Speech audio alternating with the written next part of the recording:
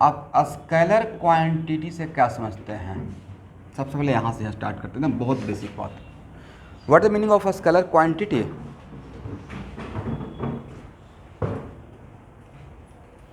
लिखिए। तो देखिए, एक मिनट रुकिएगा। एनी कोई भी ऐसा फिजिकल क्वांटिटी जो केमिस्ट्री और फिजिक्स में जो आप जानते हैं, जिसका मैग्नीट्यूड तो है बट डायरेक्शन नहीं है। फॉर एग्जांपल, अगर मैं बोल दिया ए बस is moving with 20 kilometre per hour, बस इतना बोल के चुप हो गया, तो ये मेरा सेंटेंस में डायरेक्शन है? तो मेरा सेंटेंस वेक्टर, कंप्लीट वेक्टर है या it is just scalar sense? Scalar. 20 kilometre per hour है बट किधर से किधर जा रहा है? जू रोड तिनियाली से गणेशगुरी जा रहा है या गणेशगुरी से जू रोड तिनियाली जा रहा है? We don't know. That wise मेरा सेंस क्या हो गया अपने आप में? स्केलर सेंस हो गया। तो लिखिए, any physical quantity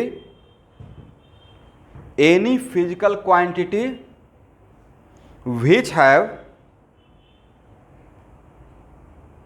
only magnitude but does not have direction. Only magnitude but does not have direction. For example, मान लेते हैं डेंसिटी। डेंसिटी में कोई डायरेक्शन होगा? टेम्परेचर में कोई डायरेक्शन है? नहीं है। और बहुत सारा ऐसा चीज़ है। प्रेशर कोई डायरेक्शन नहीं है। वॉल्यूम कोई डायरेक्शन नहीं है। What about current? डायरेक्शन है। तो अब एक स्टूडेंट सोच रहे हैं कि करंट में तो हम लोग दिखाते थे डायरेक्शन।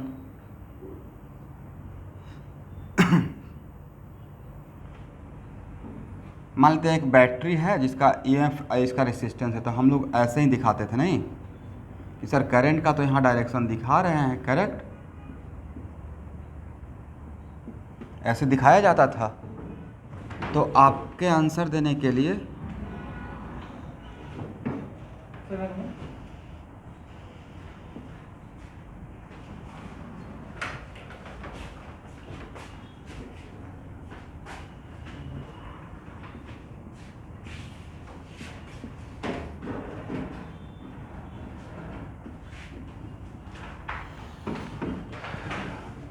देखिए, आपका आंसर देने के लिए बहुत आसान भाषा में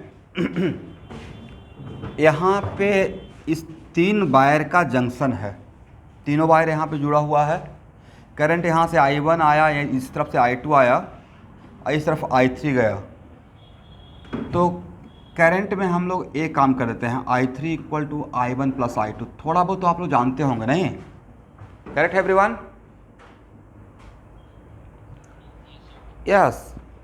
तो आपको नहीं लगता है कि सर ये बिल्कुल जैसा हम लोग, बढ़िया से बैठिए भाई, ऐसा नहीं लगता है कि जैसा हम लोग स्केलर क्वांटिटी को जोड़ते, स्केलर वाइज जोड़ते हैं, वैसे ही चीज़ों को जोड़ दिए? इसमें कोई वेक्टर का रूल आपने फॉलो किया? वेक्टर का को तो पढ़ाया ही नहीं कि वेक्टर का फार्मूला क्या होता है।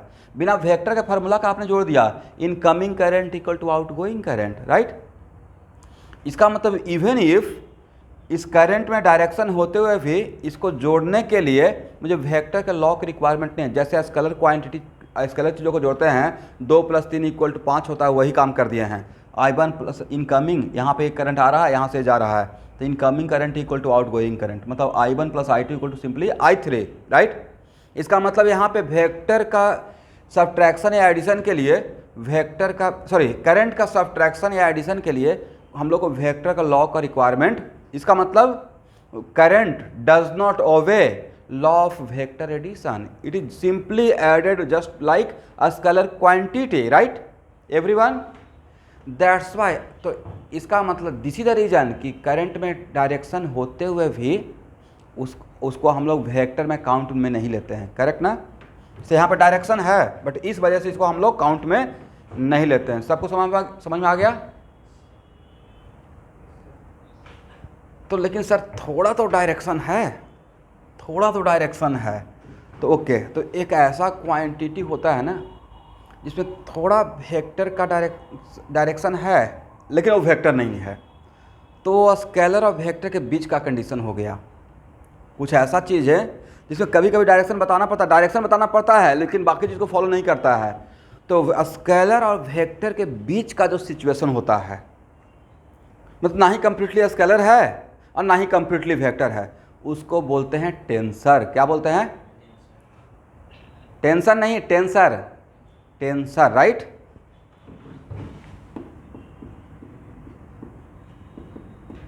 जिसमें थोड़ा किसका क्वालिटी रहेगा? स्केलर का, और थोड़ा किसका क्वालिटी रहेगा? वेक्टर का, ड्यू टू डायरेक्शन। ठीक है, तो करंट को उसी में काउंट करते रहिए, टेंसर क्वांटिटी के जैसा। बट करंट को आज के बाद वेक्टर नहीं बोलना है। कोई पूछेगा क्यों नहीं बोलना है? Even if it current having the direction in the circuit, तो बोलना है कि वेक्टर का जो एडिशन का लॉ है उसको सेटिस्फाई नहीं करता है, सिंपली स्केलर क्वांटिटी के जैसा ऐड और सब्ट्रैक्ट होता है। Correct everyone?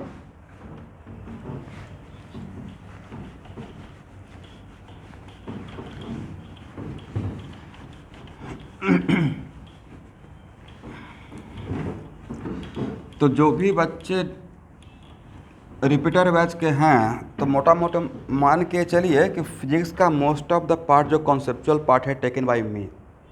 तो केमिस्ट्री और फिजिक्स के लिए तो आप बिल्कुल बी कॉन्फिडेंट। मेरा पढ़ाने का बड़ा बढ़िया तरीका एक है, खुद का तारीफ़ नहीं कर रहा हूँ लेकिन बता रहा हूँ, बहुत जीरो लेवल से स्टार्ट करूँगा, बट ख़त्म करूँगा तो उसमें आपको फिजिक्स में इंटरेस्ट आ जाएगा, कॉन्फिडेंस आ जाएगा। मुझे लेकिन चैप्टर में ख़त्म करने में टाइम लगता है, बट ख़त्म करते हैं तो बहुत तरीके से हर एक चीज़ को। अब प्रॉब्लम थ्योरी के साथ साथ प्रॉब्लम पे भी उतना ही फोकस करते हैं, नॉट लाइक कि सिर्फ थ्योरी ख़त्म करते जा रहे हैं। और ऐसा नहीं कि जस्ट ख़त्म करना है, बिकॉज मैं जब कैटलिस्ट में पोडियम पे आके पढ़ाता हूँ तो मैं एज ए कैटलिस्ट पढ़ाता हूँ, not like faculty. Because catalyst को अगर मैंने ओपन किया तो बाई हार्ट ओपन किया है, तो मेरा है कि यहाँ पे अगर मेरे पढ़ाने से 2 बच्चे ज़्यादा एडमिशन होगा, ये पॉइंट ऑफ व्यू से पढ़ाते हैं, तो मेरा पढ़ाने का थिंकिंग कुछ अलग रहता है। तो ना जी, बस जो मेरे पास बच्चे आ गए मेरे अपने बच्चे हैं, उनको पढ़ा के सिखाना है ताकि मेरा 2% नाम हो और एडमिशन हो, मतलब समथिंग लाइक दैट। चलिए, अब यहाँ पे एक टर्म आ गया मैग्नीट्यूड। आप लोग मैग्नीट्यूड का मतलब क्या समझते हैं? मैग्नीट्यूड तो इतना बार सुनते हैं ना, मैग्नीट्यूड बोलते भी रहते हैं, सुनते भी रहते हैं, लेकिन कभी रुके नहीं कि हाँ मैग्नीट्यूड का मतलब क्या है।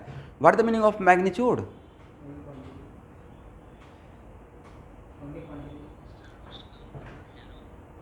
हाँ मैं सुन रहा हूँ, बोलते रहिए online student. Magnitude never be negative. Magnitude या तो जीरो नहीं तो पॉजिटिव, ओनली क्वांटिटी नहीं। Magnitude never be negative, always क्या रहेगा? मैग्नीट्यूड अगर कहीं पे बोलता हूँ तो या तो जीरो रहेगा नहीं तो पॉजिटिव रहेगा। ये राइट? लिखिए एक line, magnitude never be negative.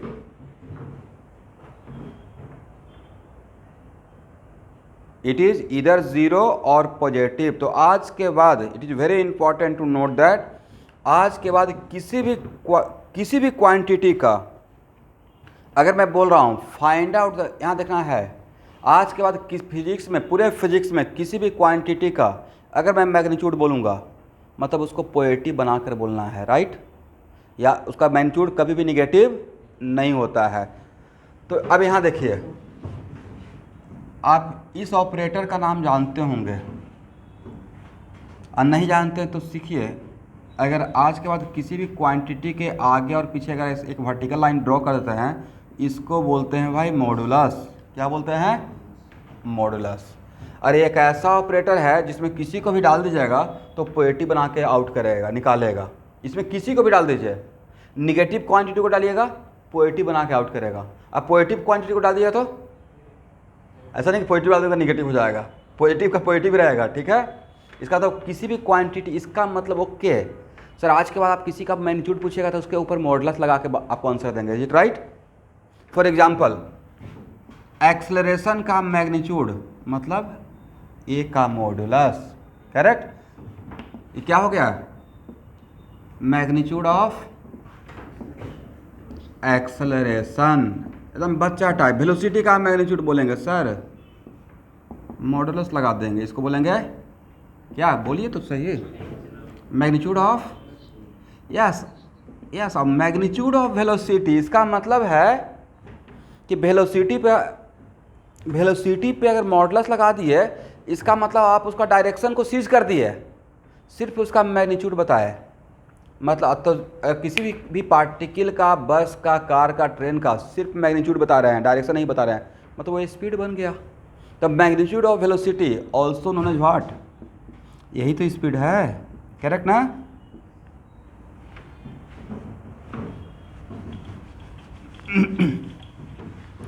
चलिए स्टूडेंट, यहाँ देखिए, एक टर्म मैं बहुत बार फिजिक्स में यूज़ करते रहता हूँ। अलजेब्राइक क्वांटिटी का मतलब क्या समझते हैं? What is meaning of algebraic quantity?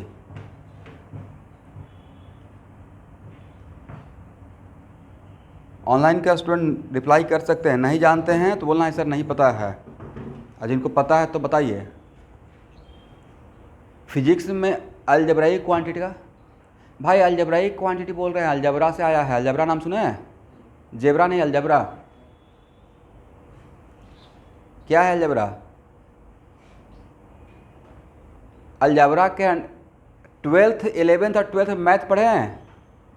जो इसमें 12th स्टूडेंट है, मैथ में एक टॉपिक है ना, calculus, coordinate, trigonometry, vector, 3D, उसमें एक अलजबरा भी है, बुक का नाम, जिसमें आप क्वाड्रेटिक इक्वेशन पढ़े होंगे, सीक्वेंस एंड सीरीज मतलब progression, binomial theorem etcetera, right, determinant, matrices.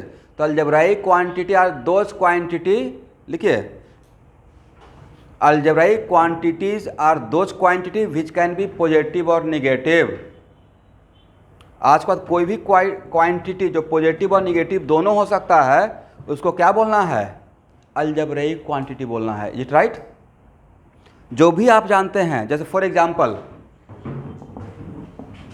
आप तो x coordinate, y coordinate, z coordinate पक्का जानते होंगे। एक्स कोऑर्डिनेट का वैल्यू क्या सिर्फ पॉजिटिव होता है, सिर्फ निगेटिव, या दोनों हो सकता है?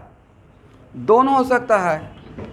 यस, मान लेते हैं कि मेरा एक्स एक्सिस है, एक्स और एक्स डैश, और यहाँ पे एक्स इक्वल टू 0, तो इसके इस तरफ पॉजिटिव, एग्री ना, और इसके इस तरफ निगेटिव, और यहाँ पे कोई पॉइंट ए है, यहाँ पे कोई पॉइंट बी है, और इसका वैल्यू है, इसका यहाँ पे एक्स का वैल्यू 2 है, यहाँ पे एक्स का वैल्यू -3 है, करेक्ट।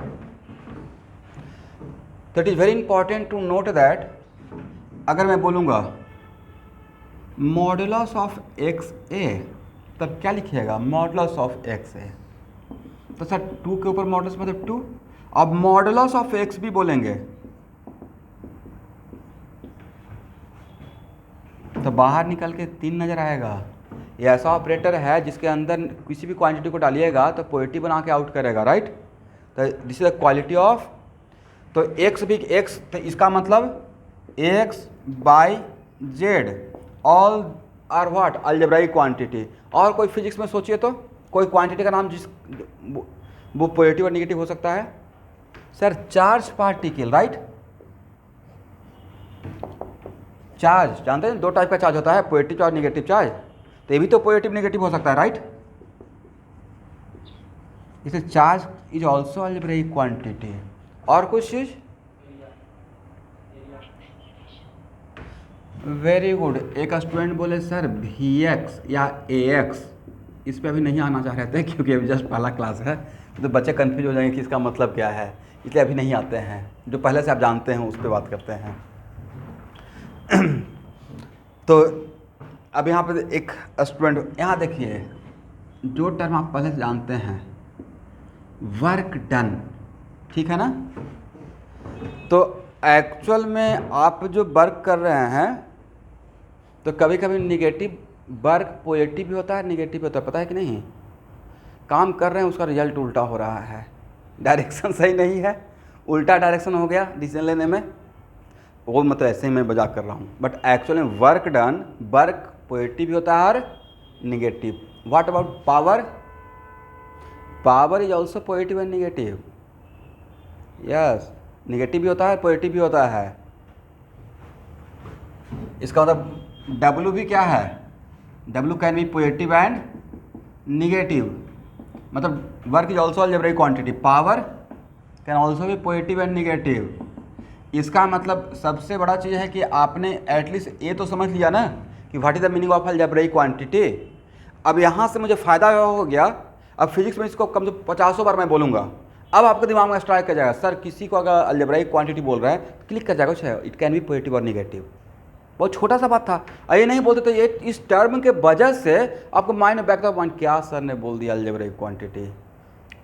बहुत छोटा सा बात था बट आपके लिए हेडक हो जाता, राइट। तो दिस इज द तरीका कि पढ़ाई ऐसे यहाँ से इस लेवल से इतना लेवल से स्टार्ट करना चाहिए। ऐसा सिंपल सा लॉजिक है, बहुत मोटिवेशनल बात है। जितना बिल्डिंग ऊपर में जाता है ना उतना ही उसको नीचे में पिलर देना पड़ता है। मतलब जितना ऊपर तक सीखना चाह रहे हैं, ये मजाक नहीं कर रहा हूँ, उतना ही नीचे से स्टार्ट करना चाहिए। क्या लगता है?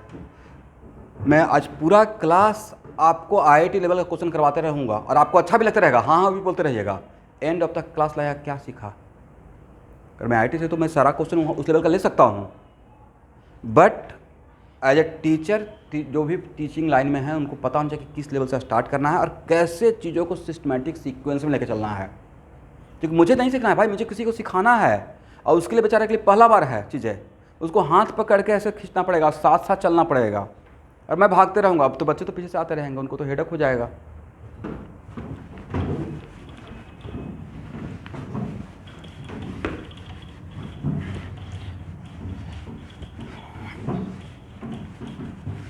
अब यहाँ देखिए एक छोटा सा टर्म,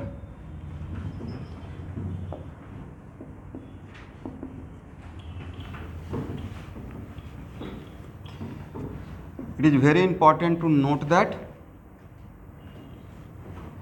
ये है पॉइंट ए, ये है मेरा ओरिजिन, करेक्ट। प्लीज़ अपना ऑडियो म्यूट कर लीजिएगा स्टूडेंट, किसी का डिस्टर्ब हो रहा है, किसी का ऑडियो ऑन है।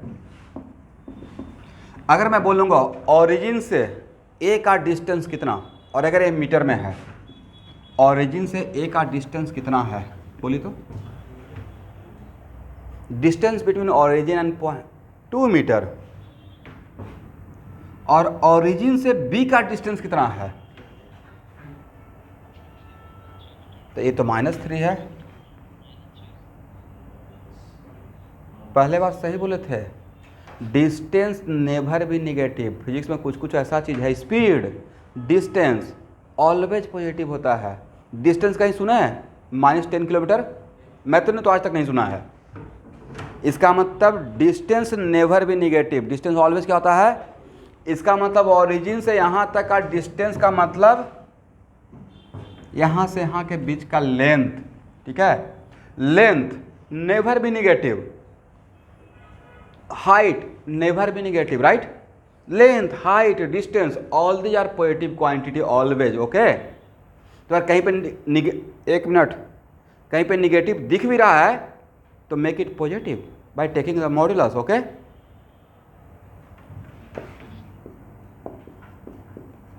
इसका मतलब है distance, length and height always क्या रहेगा? ऑलवेज पॉजिटिव रहेगा, करेक्ट है ना। चलिए अब यहाँ देखिएगा,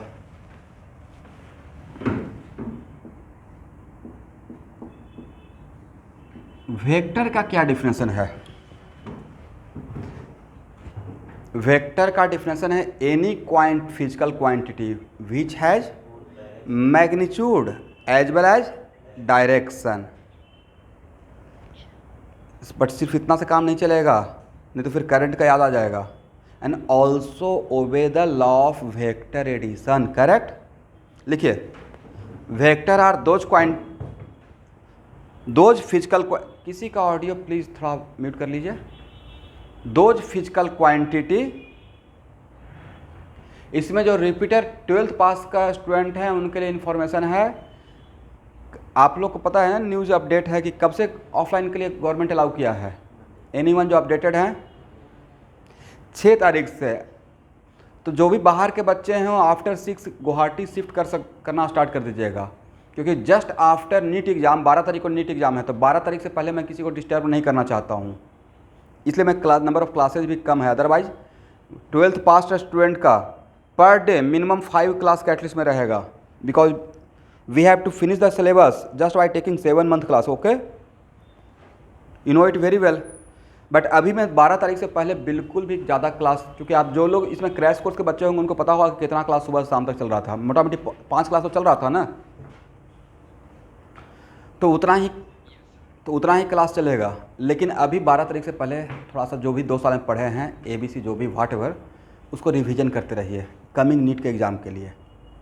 और अपना सिलेक्शन हो या ना हो इट डजंट मैटर, बट अपना बेस्ट एफर्ट लगा के आइएगा। ये नहीं चलो इस बार तो नहीं होने वाला है, कुछ भी कर देते हैं, और तुक्का तो बिल्कुल मत लगाइएगा। जय बजरंगबली। कौन सा ऑप्शन अच्छा लग रहा है पता नहीं, कभी कभी नहीं आता है तो अपना आँख बंद कर लिए, कौन सा ऑप्शन मेरा, कौन सा ABC में कौन सा मेरा लक्की लेटर है। नहीं आने पे ऐसा ही होता है, ऑप्शन देखते हैं कौन सा अच्छा लग रहा है, और जनरली गेस जो करते हैं तो ऑलवेज रॉन्ग ऑप्शन ही लगता है। भाग्य साथ कब देता है, जब कर्म कीजिएगा। 100 में 95 क्वेश्चन आपने खुद से बनाया, तभी आपको 5 क्वेश्चन में गेस चलेगा। अब मुझे 3 क्वेश्चन में गेस चला था अपने टाइम पे, और 3 क्वेश्चन में गेस तब चला था जब 105 क्वेश्चन। अभी तो बच्चे को 75 बनाना है। आज के बच्चे को तो और भी क्या कर दिया गया है, आराम वाला बना दिया गया है, सॉफ्ट, इतना कम प्रेशर देकर। मेरे टाइम पे JEE में NIT का सिलेक्शन जिसका नाम AIEEE था, 105 क्वेश्चन था, 105 क्वेश्चन इन 3 आवर। अभी 75 क्वेश्चन है, और 105 में 95 का अटेम्प्ट लेकर आया था, और बहुत बढ़िया रैंक के साथ। और बट उसमें एक इंटरेस्टिंग बात बताता हूँ। देखिए, अच्छा होना रहता था क्या होता है, जिस साल 2006 का बात कर रहा हूँ, मेरा NIT का एग्ज़ाम, मतलब JEE मेन का एग्ज़ाम बाद में हुआ था, और IIT का एग्ज़ाम पहले हुआ था। और उस NIT का एग्ज़ाम होने से पहले IIT का मेरा पता चल गया था कि मेरा सिलेक्शन IIT में होने जा रहा है।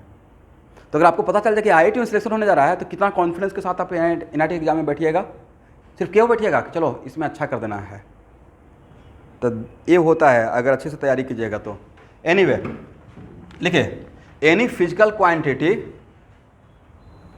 which has magnitude as well as direction, any physical quantity which has magnitude as well as direction, and also obey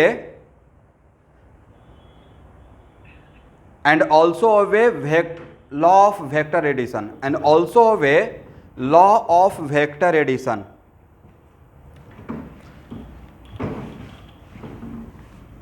चलिए, तो कोई प्लीज स्टूडेंट, किसी का भी ऑडियो अगर अनम्यूट है तो प्लीज म्यूट कीजिए। तो किसी भी कोई वेक्टर क्वांटिटी का नाम बताइए। Sir, force vector, right.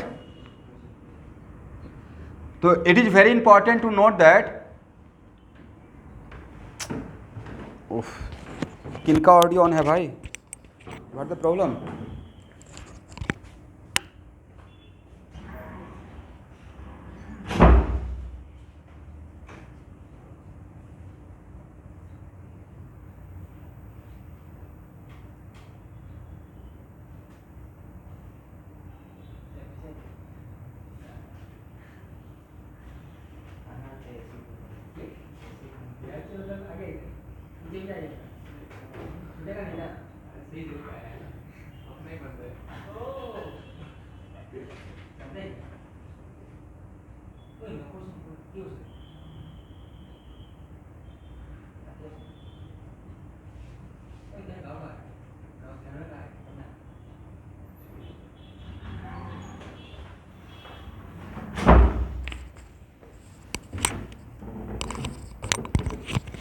तो एवरीवन, वेक्टर को कोई भी वेक्टर क्वांटिटी उसका रिप्रेजेंट करने का तरीका होता है कि जैसे फोर्स अगर वेक्टर है तो इसके ऊपर एक एरो देते हैं, ठीक है।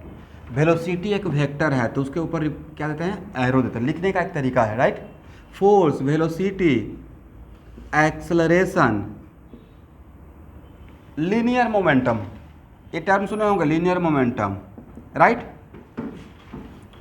अब W पे वेक्टर मत, ऐसे एरो मत दीजिएगा, वर्क वेक्टर क्वांटिटी नहीं है, राइट, स्केलर क्वांटिटी है, एटसेट्रा। तो जो भी वेक्टर या डिस्प्लेसमेंट या पोजीशन वेक्टर, तो जो भी वेक्टर क्वांटिटी है उसको रिप्रेजेंट करने का तरीका होता है कि उस क्वांटिटी पे हम लोग एक एरो देते हैं, राइट। ये क्या इंडिकेट करता है कि मेरा वेक्टर क्वांटिटी है। Correct everyone.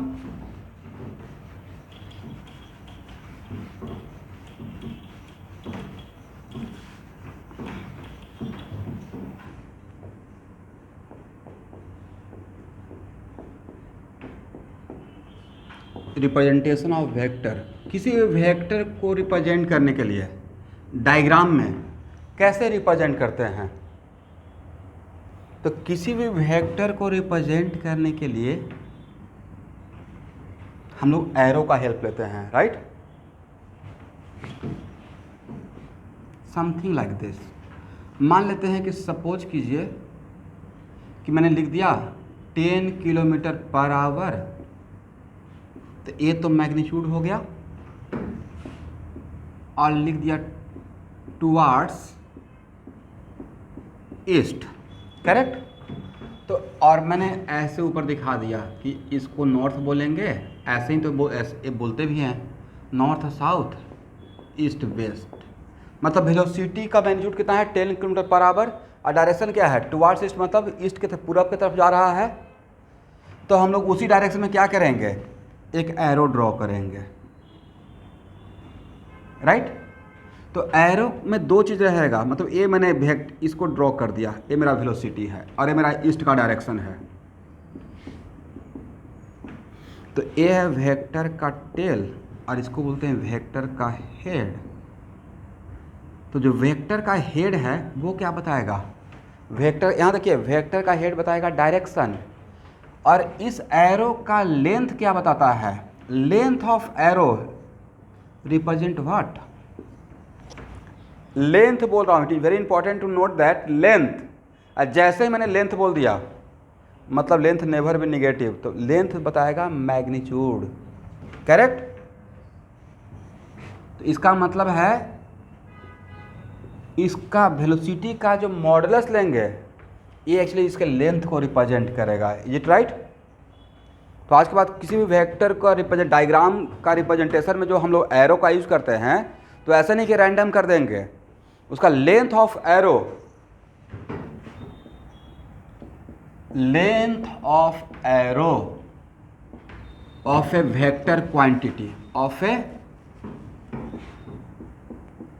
वेक्टर क्वांटिटी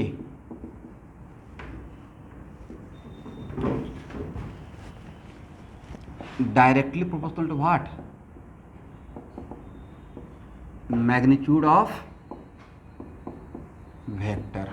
याद रहेगा उसके बाद।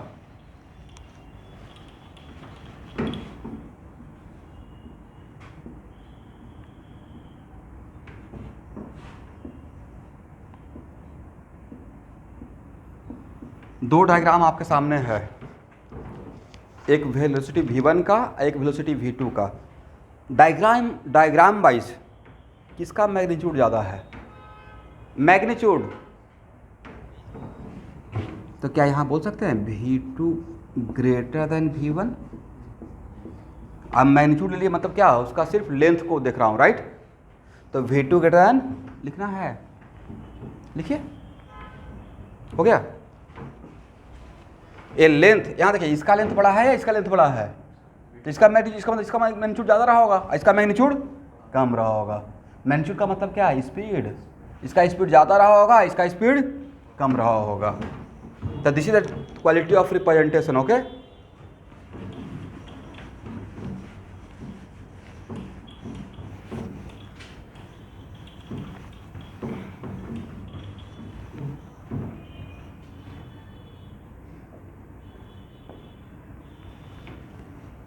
तो यहाँ देखिए student,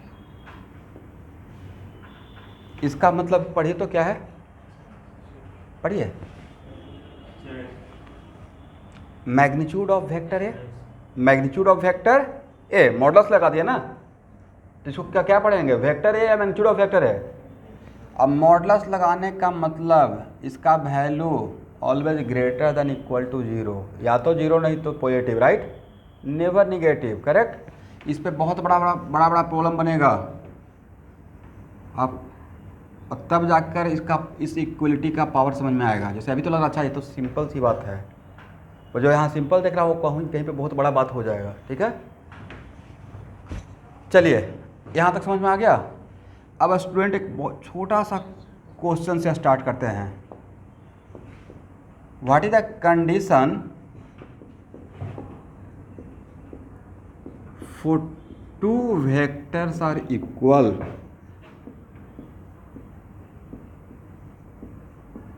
what the condition for two vectors are equal? दो वेक्टर को इक्वल होने के लिए क्या कंडीशन होना चाहिए?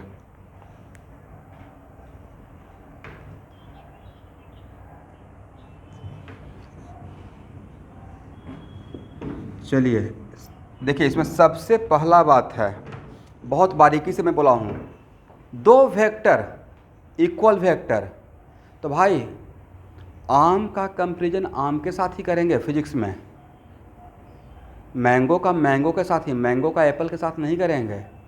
यानी कि 5 मैंगो इक्वल टू क्या बोल दे 5 एप्पल, सही रहेगा? नहीं रहेगा ना। इसका मतलब आपने जो बोला वो बिल्कुल इक्वल, बिल्कुल करेक्ट है, लेकिन 50%। पहला तो बात ये होना चाहिए कि two vectors are equal when both are of the same type. पहले क्या बोलेंगे? डिफरेंट टाइप, क्या वेलोसिटी का और एक्सेलरेशन का। ऐसे लिख दें v equal to 10 metre per second towards east, और a equal to also 10 metre per second square towards east. A भी ईस्ट के तरफ, ए भी ईस्ट के तरफ, तो मैग्नीट्यूड भी सेम है, डायरेक्शन भी सेम है। क्या इन दोनों को इक्वल वेक्टर बोलेंगे? कैसे बोलेंगे भाई? एक एक्सेलरेशन वेक्टर है, दूसरा वेलोसिटी वेक्टर है। लगता है कि सही बोलना चाहिए, equal, both are equal vector. Online के बच्चे, आप ही लोग से बात करते रहता हूँ, इक्वल बोल दें? नो। इसका तो पहला पॉइंट क्या होना चाहिए कि दो वेक्टर को इक्वल होने के लिए first of all both vector should be of the same type, और दूसरा दोनों का मैग्नीट्यूड सेम होना चाहिए और डायरेक्शन सेम होना चाहिए। समझे? लिखिए एक पॉइंट यहाँ पे आंसर में,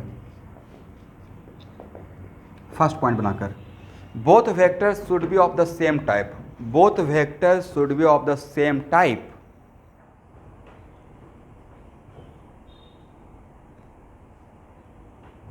both vectors should be of the same type. और second point,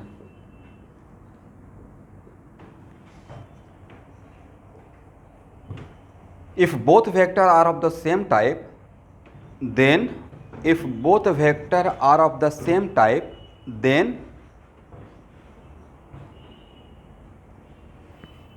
if magnitude and direction are also same, if magnitude and direction are also same,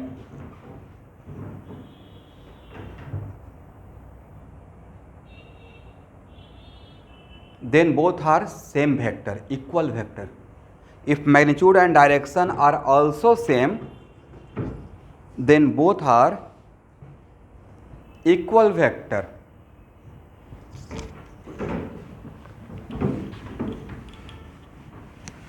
Then both are equal vector. Okay, everyone?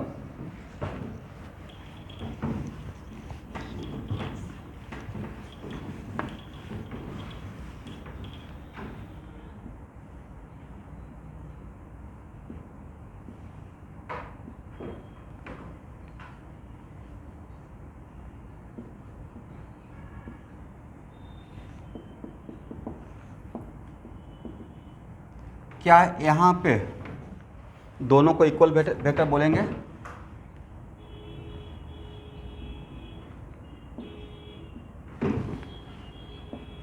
v1 का magnitude 10 metre per second and v2 का magnitude is also 10 metre per second. और जब magnitude same है मतलब length of arrow भी same रहेगा, right?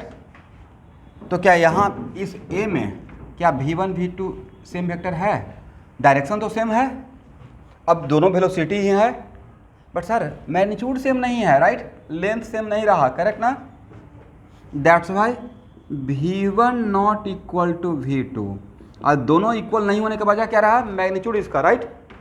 यहाँ पे दोनों का मैग्नीट्यूड सेम है, बट फिर भी क्या इक्वल बोलेंगे, इक्वल बोलेंगे। भाई डायरेक्शन एक ऊपर की तरफ है, एक इधर की तरफ है, दोनों बात सेटिस्फाई करना पड़ेगा ना। तो भी यहाँ पे आपको देखिए, तो ये मैंने सही लिखा या नहीं लिखा, सर यहाँ तक आप सही हैं क्योंकि आपने डायरेक्शन का जिक्र ही नहीं किया, आप वेक्टर नहीं लिख रहे हैं, उसका सिर्फ मैग्नीट्यूड लिखे हैं, राइट। तो दोनों का मैग्नीट्यूड इक्वल है, तो यहाँ तक सही है। बट क्या दिस इक्वल टू दिस लिख सकते हैं, नहीं लिख सकते हैं। इसका मतलब आपने वेक्टर यहाँ पे कंप्लीट वेलोसिटी वेक्टर v1 है, इट इज नॉट मैग्नीट्यूड, और मॉडुलस नहीं लगाया मतलब कंप्लीट वेक्टर, राइट। तो v1 not equal to v2, but उसका मैग्नीट्यूड इक्वल है, तो जो इक्वल है उसको इक्वल देती है। बट मॉडुलस लगाने का मतलब उससे डायरेक्शन को माइनस कर दिया गया है, डायरेक्शन के लिए नहीं पूछ रहे हैं, बस मैं स्पीड पूछ रहे हैं। इसका 10 मीटर पर सेकंड, इसका 10 मीटर पर सेकंड, तो ये सेम है, बट इस क्या, बट मैग्नीट्यूड सेम होते हुए भी इसका डायरेक्शन सेम अभी नहीं है। दैट्स वाई दोनों वेक्टर्स लिखिए भाई, लिखते क्यों नहीं है, क्या समस्या है। तो v1 not equal to v2।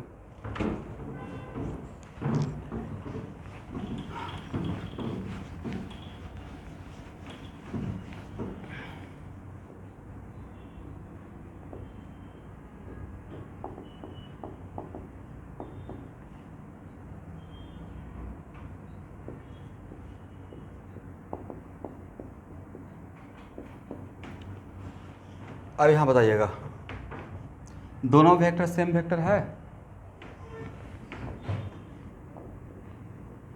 Sir same है, वजह डायरेक्शन भी सेम दिखा दिए पैरेलल और मैग्नीट्यूड भी, तो v1 इक्वल टू v2। इस यस, तो आज के बाद दो वेक्टर को इक्वल होने के लिए 3 बातों का ख्याल रखना है। पहला क्या, दोनों सेम टाइप का होना चाहिए, वेलोसिटी का कंपेयर वेलोसिटी के साथ ही है, ऐसा नहीं कि वेलोसिटी का कंपेयर फोर्स के साथ, बोल रहे हैं फोर्स और वेलोसिटी सेम, तो बड़ा फुलिश टाइप का टास्क हो जाएगा नहीं। और उसके बाद मैग्नीट्यूड भी सेम होना चाहिए और डायरेक्शन भी सेम होना चाहिए।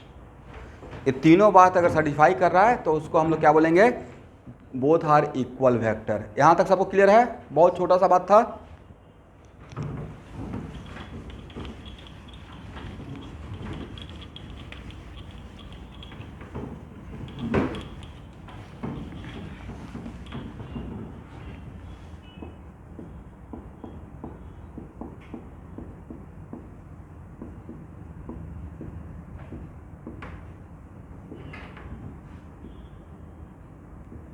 शिफ्टिंग कॉन्सेप्ट,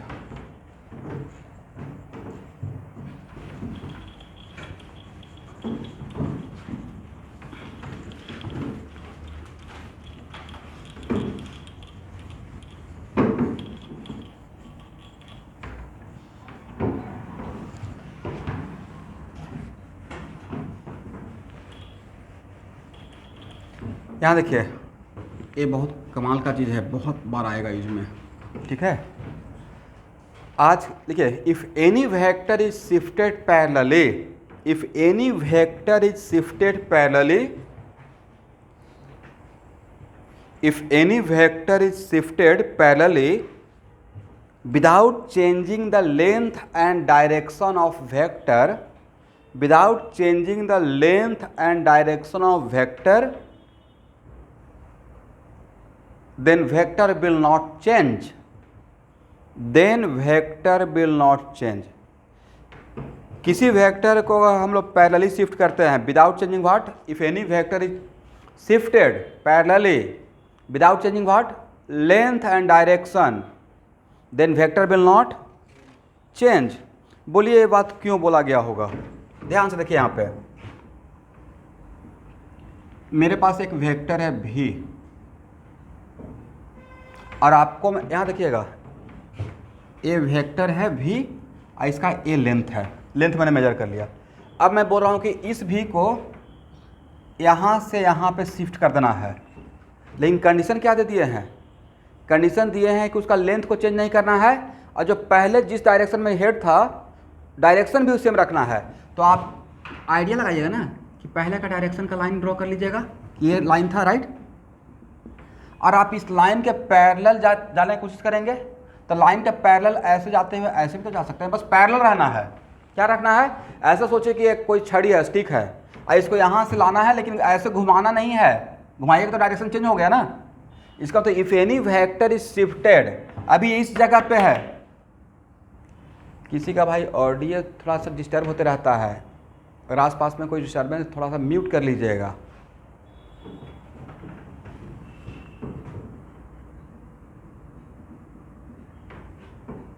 और 12th पास के बच्चे थोड़ा दिन, 2-4-5 दिन की ही तो बात है, उसके बाद तो हम लोग मिलेंगे ही ऑफलाइन क्लास में, माहौल बनते रहेगा ऑफलाइन क्लास में।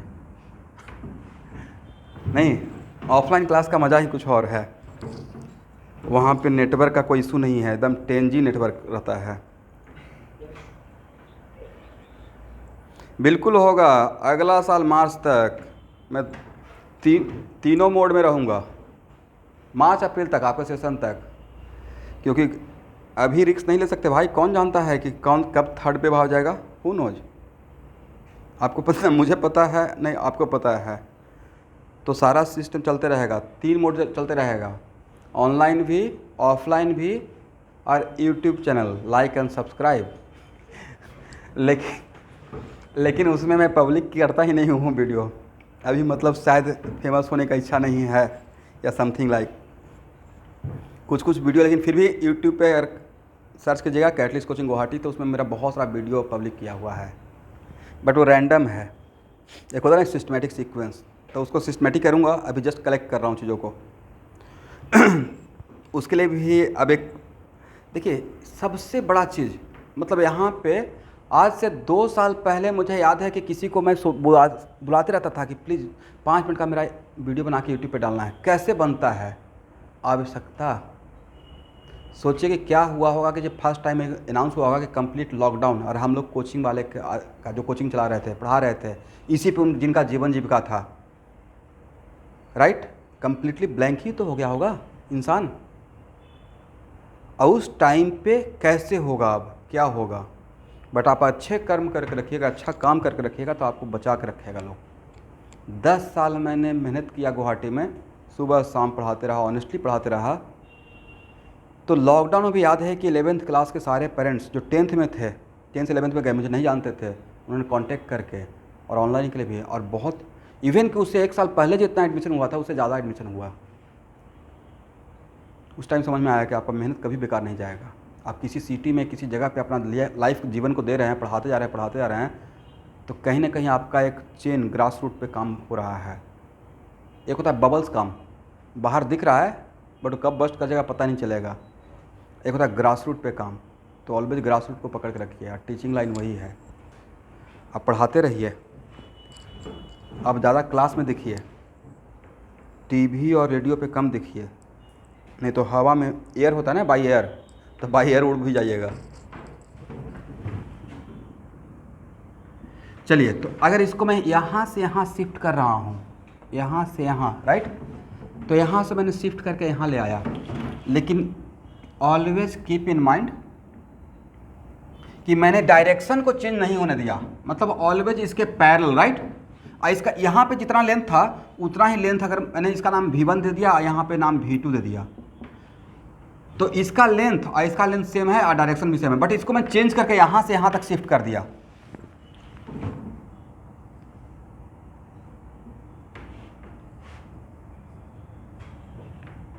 और बिल्कुल ए लाइन और ए लाइन पैरेलल है, इसका नाम मैंने जानबूझकर V2 दे दिया। तो क्या और V1 अब यहाँ पे नहीं है, इसी को खींचकर मैं यहाँ ले आया, तो क्या V1 और V2 को इक्वल वेक्टर बोल सकते हैं अकॉर्डिंग टू। तो 2 वेक्टर को इक्वल होने का जो डिफिनेशन था वह यहाँ पे सेटिस्फाई कर रहा है। 2 वेक्टर को इक्वल होने का कंडीशन क्या था, both vector having same magnitude and same direction. तो इसका डायरेक्शन डिफरेंट है या सेम है, यहाँ से ही एक कॉन्सेप्ट आ गया मेरा, शिफ्टिंग कॉन्सेप्ट। आज के बाद किसी वेक्टर को अगर पैरेलली शिफ्ट करते हैं without changing what, length and arrow, then vector will not change it, right. तो this is known as what, इसका मतलब यहाँ पे V1 इक्वल टू V2। तो आज के बाद हम लोग कॉन्फिडेंस के साथ किसी वेक्टर को प्रॉब्लम सॉल्विंग पर्पस के लिए एक जगह से दूसरे जगह पे खींच कर ला सकते हैं, शिफ्ट कर सकते हैं, राइट। और वहाँ पे अगर आप बोले सर यहाँ से यहाँ ले तो चेंज होना चाहिए, तो मैं आपको याद दिलाऊंगा चेंज नहीं होगा। क्योंकि वेक्टर को इक्वल होने का हम लोग डिफिनेशन जानते हैं, राइट। यहाँ तक समझ में आ गया? ओके। अब नेक्स्ट कॉन्सेप्ट, किसी को प्रॉब्लम है शिफ्टिंग कॉन्सेप्ट में? समझ में आ गया है एवरीवन?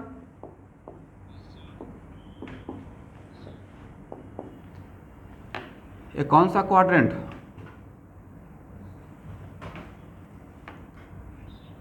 ये है फर्स्ट क्वाड्रेंट, राइट। ये कौन सा क्वाड्रेंट? ये कौन सा? थर्ड। ये कौन सा? तो भाई फर्स्ट क्वाड्रेंट कौन कौन सा लाइन से बना है? कौन कौन सा लाइन से? तो सर पॉजिटिव एक्स एक्सिस और पॉजिटिव वाई एक्सिस, एग्री ना? फर्स्ट क्वाड्रेंट को आपने किससे घेरा? पॉजिटिव एक्स एक्सिस और पॉजिटिव वाई एक्सिस से। तो जिससे चीज़ों को बनाइएगा उसी का तो उसमें नेचर आएगा। बना रहे हैं चिकन कौरमा, चिकन और दही, तो टेस्ट उसी का मिलेगा। तो ये बना है किससे? Positive x axis positive y axis से। तो यहाँ पे जो भी इसके अंदर कोई भी पॉइंट का कोऑर्डिनेट दोनों पॉजिटिव रहेगा। ऐसे हम लोग 8th और 9th क्लास में पढ़ चुके हैं। Is it right? एक किससे बना है? पॉजिटिव और निगेटिव। तो निगेटिव कौन था? एक्स एक्सिस वाला। तो इसमें जो मिलेगा निगेटिव और पॉजिटिव। Is it right? एक किससे बना है? ये जगह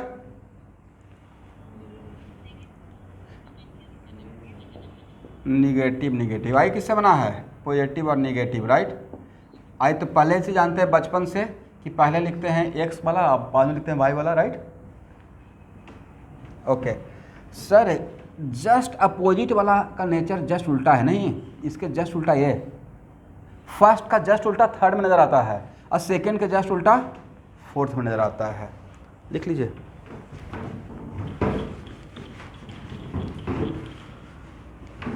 देखिए भाई, इससे नीचे जाकर नहीं पढ़ा सकता हूँ, एकदम बिल्कुल बेसिक से बेसिक में आकर स्टार्ट किया हूँ क्लास को।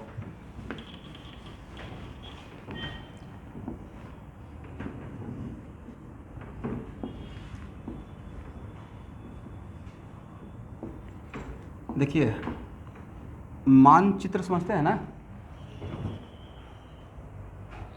मैप, थोड़ा तो हिंदी भी जानना चाहिए भाई। मानचित्र हम लोग को सिखाया जाता था इंडिया का, भारतवर्ष का मानचित्र ड्रॉ करने के लिए, और कम से कम तो 100 बार ड्रॉ किए होंगे। 6th क्लास से लेकर 10th क्लास तक आते उसके बाद तो ड्रॉ करने का मौका नहीं मिला, साइंस ले लिए, बट बड़ा प्यार से ड्रॉ किया था। उसमें एक बड़ा भौगोलिक ज्ञान, भौगोलिक ज्योग्राफी, उसमें धान कहाँ पे ज़्यादा होता है वो दिखाना रहता था। बहुत इंपॉर्टेंट है। कोयला कहाँ पे ज़्यादा मिलता है? तो पूरे एशिया में सबसे ज़्यादा कोयला मिलता था Dhanbad Jharia. This is the reason कि वहाँ पे IIT धनबाद खुला है। उसका नाम था पहले Indian school of mines, Asia का टॉप कॉलेज, पूरे एशिया का मैं बोल रहा हूँ, भारत का नहीं सिर्फ। अब पूरे एशिया में सबसे best petroleum branch IIT Dhanbad का है। एनीवे, तो ये है नॉर्थ, ये है साउथ, ये है ईस्ट, ये है वेस्ट, राइट। देखिए ट्रेन पे लिखा रहता है उत्तर पूर्व रेलवे, राइट। यहाँ देखिए जोन कौन सा? यही तो है नॉर्थ ईस्ट। हम लोग सुनते रहते हैं कि हम लोग नॉर्थ ईस्ट के हैं, राइट। क्यों नॉर्थ का है? इसका मतलब इंडिया के मैप में जब इंडिया ड्रॉ किए होंगे तो यहाँ ये जोन में आता होगा, राइट। ये कौन सा है?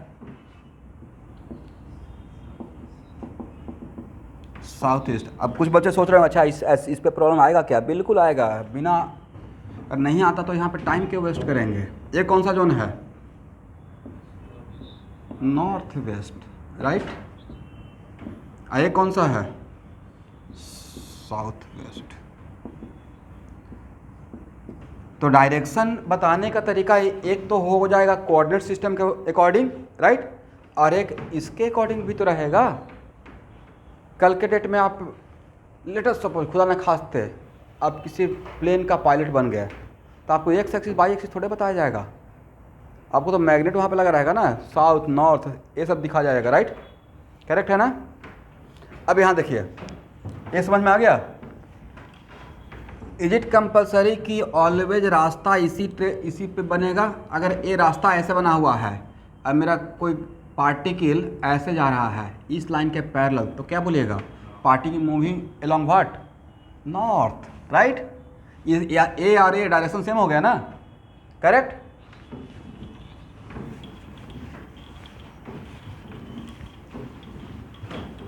मेरा बहुत छोटा सा क्वेश्चन है स्टूडेंट, अब आप लोग से हेडिंग बना दीजिएगा। How can we find out, लिखिए, how can we find out given vector belong to which quadrant? How can we find out given vector belong to which quadrant? How can we find out given vector belong to which quadrant? हम लोग कैसे पता करेंगे कि दिया हुआ vector किस quadrant का है?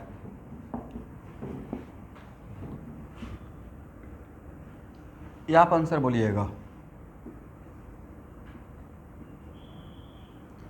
मैंने एक फोर्स दिखाया F1, एक किस क्वाड्रेंट का?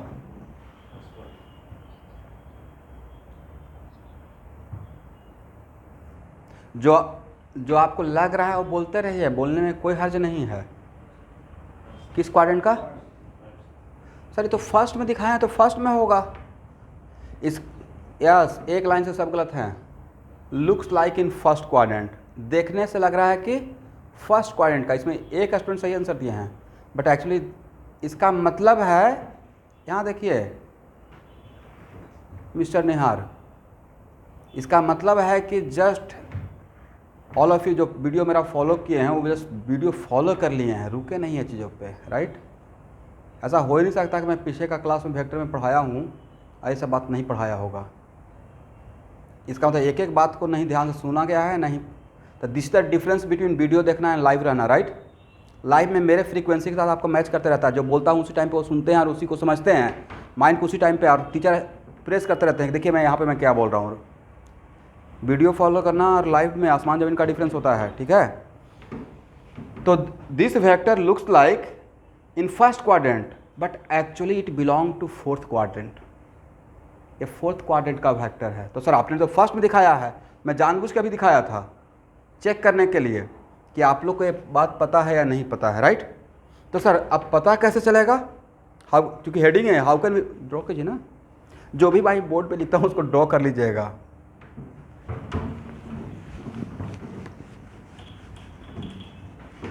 इतना बेसिक से चलना पड़ेगा अब। अरे बहुत खास करके 11th के कुछ बच्चे इसमें मेकअप क्लास के लिए हैं, उनके लिए बहुत गोल्डन अपॉर्चुनिटी है। पिछले 2 महीना से जो भी 11th में पढ़ाया हूँ सारे चीज़ें यहाँ पे पढ़ाने वाला हूँ, लेकिन दोबारा इस सेशन में फिर मेकअप नहीं होगा, इसलिए ये लास्ट ट्रेन है, इसमें कवर कर लिए तो कर लिए।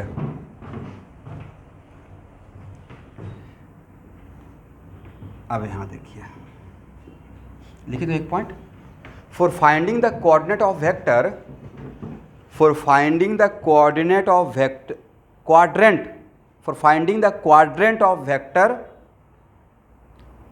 Tell of the vector should be at origin. किसी भी वेक्टर का क्वाड्रेंट को पता करने के लिए उस वेक्टर का टेल कहाँ पे रहना चाहिए?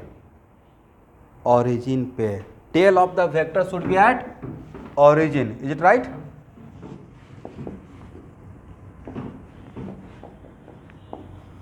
अब मेरे क्वेश्चन का आंसर दीजिए, इस वेक्टर का टेल कहाँ पे है?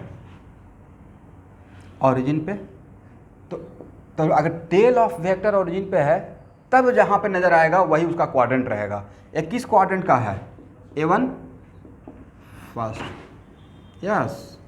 A2 किस क्वाड्रेंट का है? तो पहले टेल को देखिएगा, टेल ओरिजिन पे है? यस सर ओरिजिन पे है।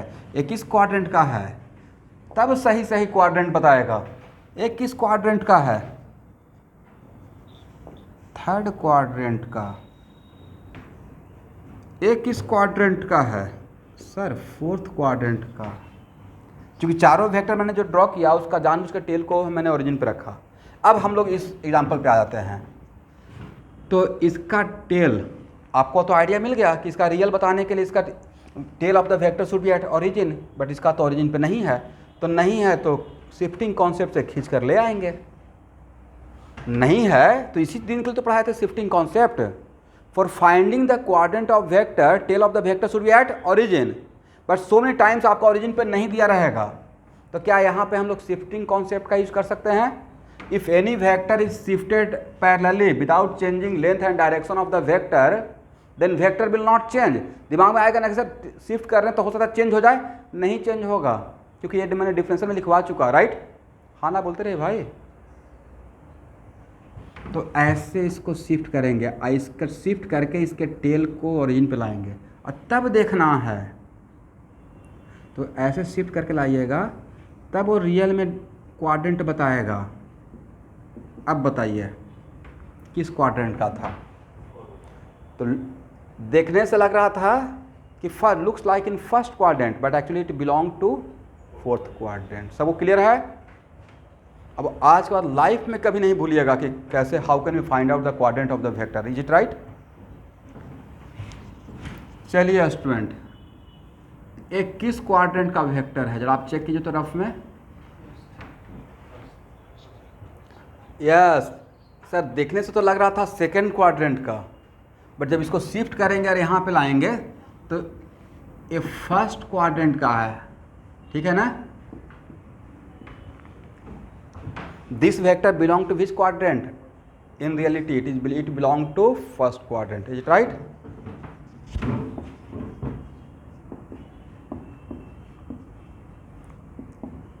एक कहावत सुने हैं, बूंद बूंद घड़ा भरता है,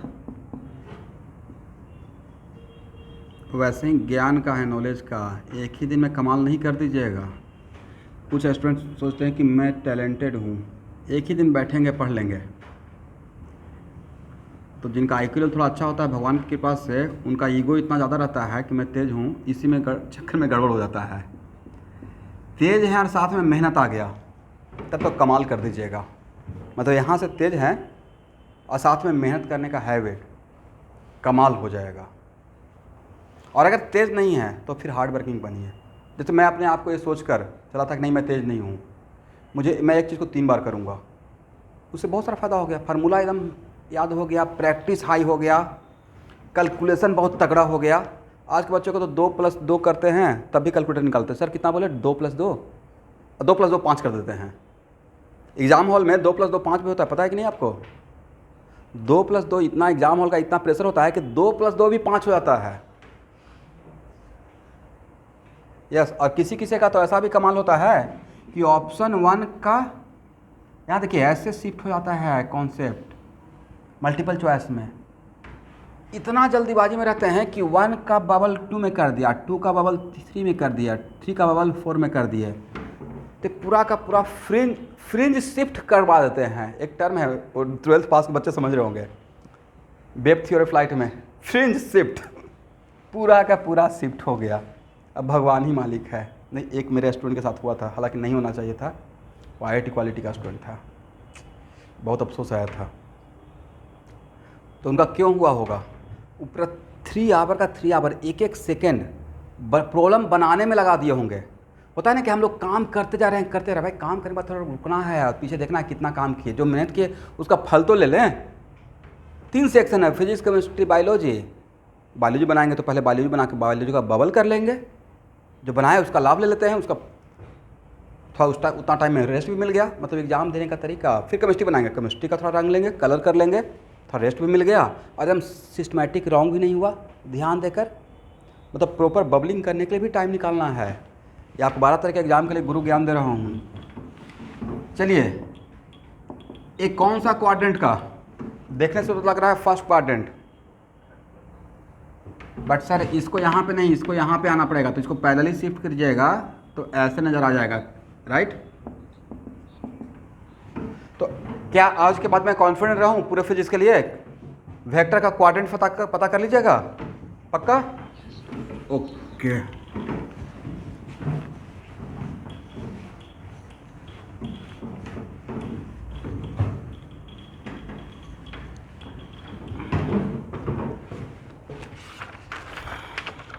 अब लिखिए, angle between two vector, angle between two vector, angle between two vector.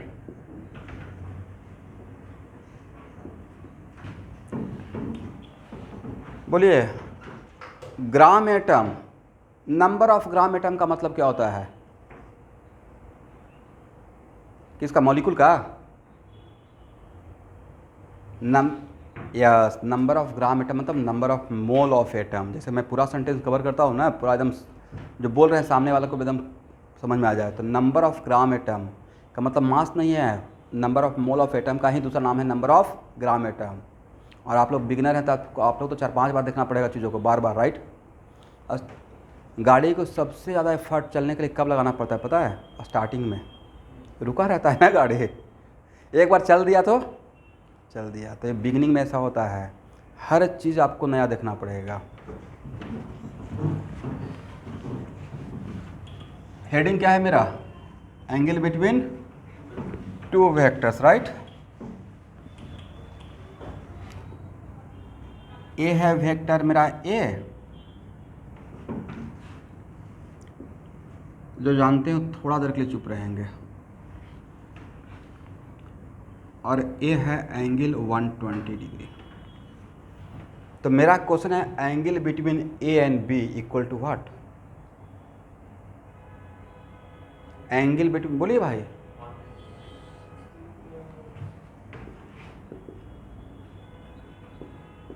Angle between A and B, इसमें बहुत सारा जो जस्ट स्टार्टिंग कर रहे हैं और उसी तरीके से मैं दिखाया भी, राइट। तो बहुत सारे लोगों का आंसर रहेगा 120 डिग्री। Is it right? क्या आंसर रहेगा?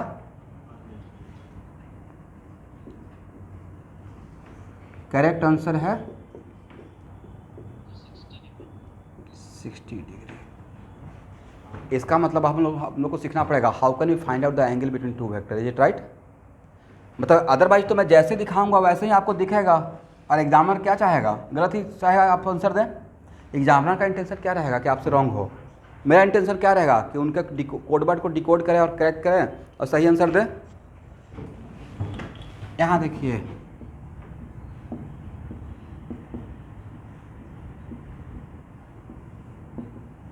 इस पॉइंट से क्या बोलिएगा? रे ऑफ लाइट कन्वर्ज हो रहा है या डाइवर्ज हो रहा है?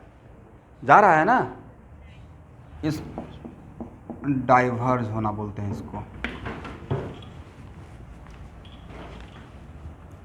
आप लोग भी ऐसा एक्सपेरिमेंट किए हैं? हम लोग तो एक्सपेरिमेंट किए हैं कि एक लेंस से बचपन में पेपर को जलाते रहते थे, कॉन्वेक्स लेंस से, सनलाइट में ऐसे, राइट।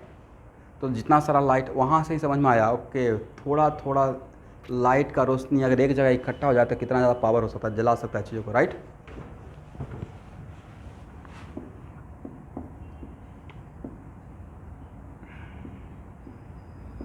तो इसको क्या बोलिएगा? डाइवर्ज होना या कॉन्वर्ज होना?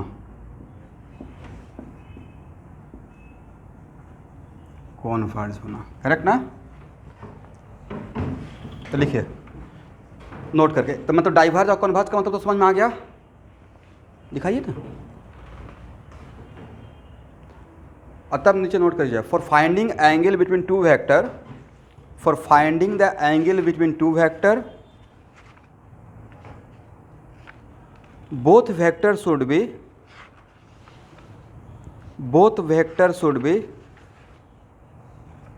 diverge or converge, both vectors should be diverge or converge from common point.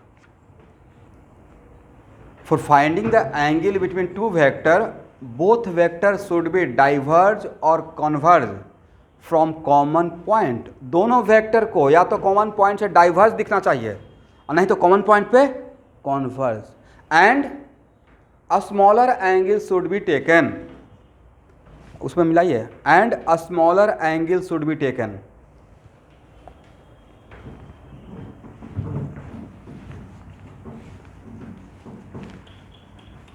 Bigger angle लेंगे या स्मॉलर एंगल? जैसे आप यहाँ देखिए, इट इज़ वेरी इंपॉर्टेंट। दो लाइन है ना, तो दो लाइन के बीच का एंगल ए भी हो सकता है और ए भी हो सकता है ना भाई। मैं बोल दूँगा ये एंगल है, लेकिन दो लाइन के बीच का एंगल बताने के लिए आप ये एंगल बताते हैं आंसर में या ये एंगल बताते हैं? इसको नहीं बताते हैं। Yes, this is the reason कि मैंने क्या बोला, बिगर एंगल या स्मॉलर एंगल, स्मॉलर एंगल।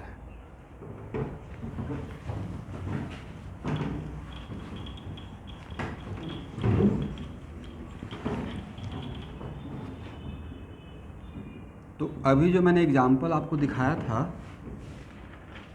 और ये एंगल बताया 120 डिग्री, तो दोनों वेक्टर दोनों वेक्टर का कॉमन पॉइंट जहाँ पे दोनों वेक्टर मिलेगा वही मेरा कॉमन पॉइंट रहेगा। इस पॉइंट से क्या दोनों वेक्टर डाइवर्ज कर रहा है? सर ए तो डाइवर्ज कर रहा है, बट ए आ रहा था, कॉन्वर्ज कर रहा था। बट मेरे डिफिनेशन में क्या था, या तो दोनों डाइवर्ज कर जाए या नहीं तो दोनों कॉन्वर्ज कर जाए। तो सर इसको कैसे करेंगे? कर सकते हैं, इसको आगे शिफ्ट कर देंगे और इसका टेल को इसके टेल से मिला देंगे, और शिफ्ट करने से vector will not change, there is not big issue, right. किसी वेक्टर को पैरेलली शिफ्ट कर सकते हैं ना। तो एंगल निकालने के लिए मैंने वेक्टर ए को आगे शिफ्ट कर दिया और वेक्टर ए के टेल को यहाँ मिला दिया।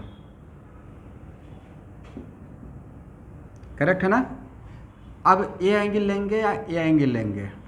ए एंगल लेंगे, करेक्ट ना? According to definition for finding the angle between two vector both vector should be diverge from common point. तो अब इसके बीच में यहाँ देखिए, इसका मतलब ये हुआ कि सर अब ए लुक्स लाइक दिस वन, और बचपन से पढ़ रहे हैं एक लाइन का एंगल 180 होता है, राइट। तो ये 120, तो बाकी बचेगा कितना? 60 डिग्री। तो अब ऐसा नहीं कि सर ये तो 300 था तो ये नहीं लेंगे, बिगर एंगल नहीं, कौन सा एंगल? Smaller angle. अब इसमें से कुछ लोग बोलेंगे सर ये तो खराब हुआ, हम लोग ए को ही क्यों शिफ्ट किए, बी को शिफ्ट कर देते। तो मेरा आंसर रहेगा बिल्कुल शिफ्ट कर सकते हैं, बी को शिफ्ट कर दीजिए ऐसे पीछे, तब कैसा नज़र आएगा? दोनों कन्वर्ज करते हुए, just looks like this one. ये हो गया ए और ये हो गया बी। तब भी तो भाई कोई भी लाइन एक दूसरे को कट करता है तो आमने सामने का एंगल सेम होता है, करेक्ट। तो ए एंगल और ए एंगल अलग दिखता या सेम ही दिखता? सेम दिखता। दिस इज द रीजन मैंने बोला कि for finding the angle between two vector both vector should be diverge और converge from common point, and bigger angle should be taken या smaller angle should be taken? A smaller angle should be taken. तो अभी angle between two vector ख़त्म नहीं हुआ है, यहाँ पे ही मैं पूरे फिजिक्स के लिए 11th वालों के लिए अगले 2 साल के लिए और 12th पास वालों के लिए अगला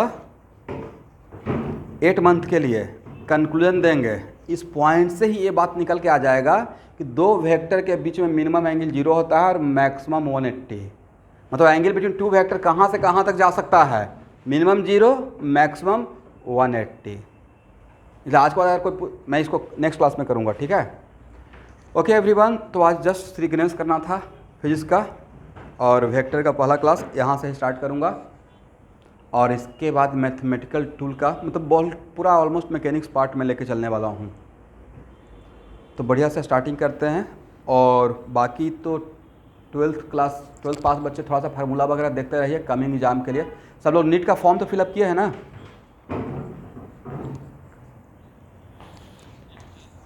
तो तब तक जो भी पढ़ाया गया है उसका, या जो भी 2 साल में आप पढ़े हैं